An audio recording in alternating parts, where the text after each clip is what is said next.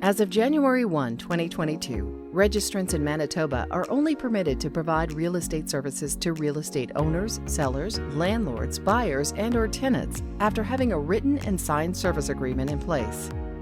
In this context, real estate services include trading services, property management services, and private sales services. To review a full list of what the Real Estate Services Act and regulation consider real estate services and the specific requirements each service agreement must meet, click on the link in the description below and scroll down to view the Service Agreements Resource Package and Service Agreements Explained webinar. Besides ensuring that you are compliant with the legislation, effectively explaining the service agreement to your client and emphasizing how they benefit from having a written agreement in place will build their confidence in you. One benefit of a service agreement is that it helps prevent misunderstandings or disputes about what services you provide and how you will be paid for them. Additionally, if clients have particular needs they want considered during their work with you, completing the service agreement provides an opportunity to discuss them, include them in the agreement if appropriate, and ensure that you understand each other moving forward. A written service agreement is intended to help members of the public feel safe when entering a business relationship that can have significant financial consequences. Be transparent about any obligations for the client imposed by the agreement and encourage them to ask questions about anything they do not understand or are unsure about.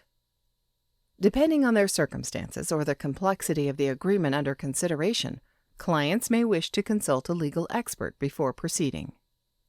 Avoid rushing or pressuring clients to sign an agreement.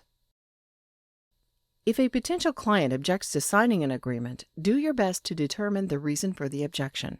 Since this requirement may be new to them, they may feel that you or your brokerage are alone in this requirement, or that you are singling them out for some reason. Emphasize that this is a requirement for all real estate service providers in Manitoba. Reiterate how the agreement benefits and protects the client.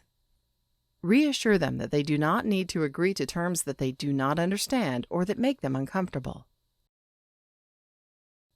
However, if the ultimate result is that someone is unwilling to sign an agreement, you cannot provide any real estate services to them, even if you have provided similar services to them in the past.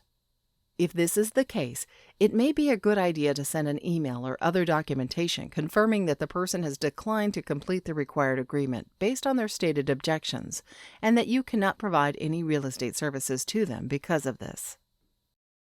Just like identifying clients for FinTrack and explaining the agency relationship, service agreements will soon become a routine part of your work with clients. In the meantime, you may find it helpful to use a basic script for introducing it to existing and potential clients, such as this email template.